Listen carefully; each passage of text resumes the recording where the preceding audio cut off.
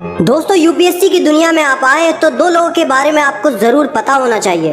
पहला, भारत के youngest IPS officer Safeen Hasan sir के बारे में। दूसरा, भारत की youngest IAS officer Ansar Shaikh sir के बारे में। वीडियो में हर चीज डिटेल में कवर की गई है, इसलिए थोड़ी लंबी हो सकती है, लेकिन आखिरी तक जो टिकेगा वो आज बहुत कुछ सीखने वाला है। तो दोस्तों, सबसे पहले हम बात करेंगे सफीन हसन सर के बारे में। ये बंदा 22 साल की उम्र में भारत का यंगेस्ट आईपीएस ऑफिसर बनता है, जिसकी घर की कंडीशन बद से बदतर थी।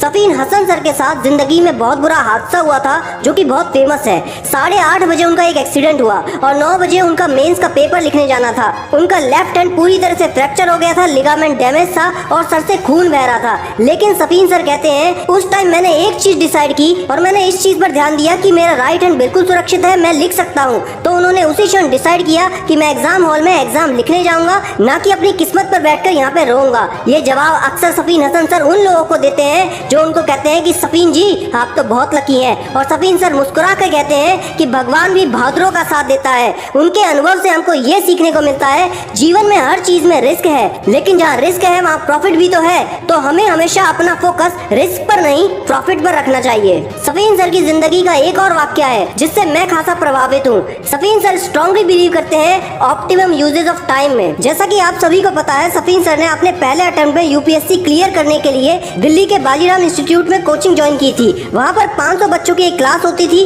पहली रो में बैठने के लिए आपको 1 घंटे पहले आना पड़ता था। वहाँ पहुंचकर 1 घंटे में जहाँ सब लोग कुछ चीजों को डिस्कस करते थे जिनके बारे में उनको खुद नहीं पता होता था, सफीन सर कहते हैं मैं उस 1 घंटे में अपने ईयरफोन लगाकर बाजीराव की मंथली मैगजीन को रिवाइज किया करता था। उन्होंने कभी भी मंथली मैगजीन को रिवाइज करने के लिए अलग से टाइम नहीं निकाला, सिर्फ 1 घंटे रोज वहीं पर रिवीजन किया। जब यूपीएससी का पेपर देना था तब तक उस 1 घंटे की बदौलत 5 से 6 बार वो सभी मंथली मैगजीन को रिवाइज कर चुके थे। सफीन सर इस बात पर जोर देकर कहते हैं, कभी अपना टाइम फालतू चीजों पर वेस्ट मत करो। सारी मैगजीन्स पढ़ने की कोशिश मत करो। जिस मैगजीन को तुमने चूज कर लिया, जिस मैगजीन को तुमने डिसाइड कर लिया, सिर्फ उसी पर फोकस करो। तुम्हारा दोस्त क्या कर रहा है, तुम्हारे सीनियर ने क्या पढ़ा, वो बिल्कुल अलग चीज होती है। इसी तरह वो मेंस के लिए एडवाइस देते हैं कि अगर आपकी हैंडराइटिंग अच्छी है, स्पीड अच्छी है, तो सिर्फ कंटेंट पर फोकस करो। ज्यादातर एस्पिरेंट्स टाइम वेस्ट करते हैं देखा देखी में। अगर आप उन सब से बच जाओगे तो आप पूरे समय का बहुत अच्छे से इस्तेमाल कर सकते हो।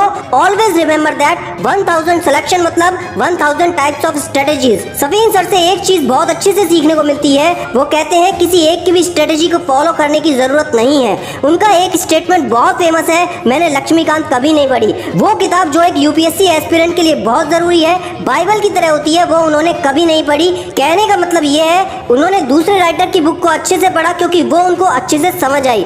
तो जो संसाधन आपके पास है, जो रिसोर्सेज आपके पास है, जो किताबें आपके पास है, जो मंथली मैगजीन आपके पास है, वो सिर्फ और सिर्फ आपको चूज करनी है कि कौन सी चीज आपके लिए बेहतर है। नई नई किताबों की बजाय किताब अपने हिसाब से सेलेक्ट करके उनको ज्यादा से ज्यादा रिवाइज करने से अच्छा कुछ नहीं हो सकता। 10 किताबें एक बार पढ़ने से बेहतर है एक किताब को 10 बार पढ़ा जाए। सफीन साहब की एक और स्ट्रेटेजी तो बहुत कमाल की है, जिसके कारण उनसे बेहतरीन और स्मार्ट ऑफिसर आपको देखने को नहीं मिलेगा। वो कहते हैं कि मैंने अपनी ग्रेजुएशन के 4 साल में हर एक टॉपर टीना डावी मैम, ईरा सिंघल मैम की स्ट्रेटेजीज को अच्छे से स्टडी किया। मैंने उनकी कमियों पर ध्यान दिया कि इन लोगों ने कौन सी ऐसी गलतियां की जो मुझे नहीं करनी, जिससे मैं फर्स्ट टाइम में क्लियर कर जाऊं। वो आचार्य चाणक्य जी की बात को बार बार दोहराते हैं कि हमें दूसरों की जिंदगी के अनुभव से सीखना बहुत जरूरी है। वो जो गलती कर चुके हैं उनको दोहराने के लिए हमारी जिंदगी बहुत छोटी है। अगर आप दूसरों की गलती से सीख गए तो अपनी स्किल्स को इम्प्रूव कर सकोगे और साथ ही साथ आपका टाइम भी बचता है। यूपीएससी एग्जाम को क्लियर करने का एक बहुत ही स्मार्ट तरीका सफीन सर बताते हैं कि यूपीएससी में हमेशा हर चीज को क्यों और कैसे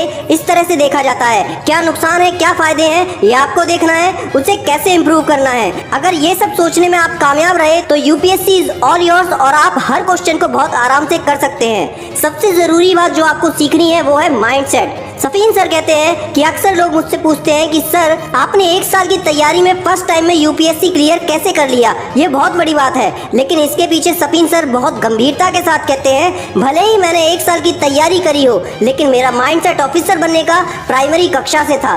सारी पढ़ाई गुजराती मीडियम से करने के बावजूद सिर्फ अपने माइंडसेट की बदौलत सारी की सारी कोचिंग उन्होंने इंग्लिश में की। दोस्तों, इस बंदे की बात आपको आज ही समझ लेनी चाहिए कि जिस तरह का एटीट्यूड, जिस तरह का कॉन्फिडेंस एक ऑफिसर बनने के बाद होना चाहिए, वो कॉन्फिडेंस आपके अंदर प्रिपरेशन के दौरान ही शुरू हो जाना चाहिए। देश कैसे आगे बढ़ सकता है, देश से पहले कुछ नहीं, देश के ऊपर कुछ नहीं और देश के लिए मेरा सब कुछ, इस भावना के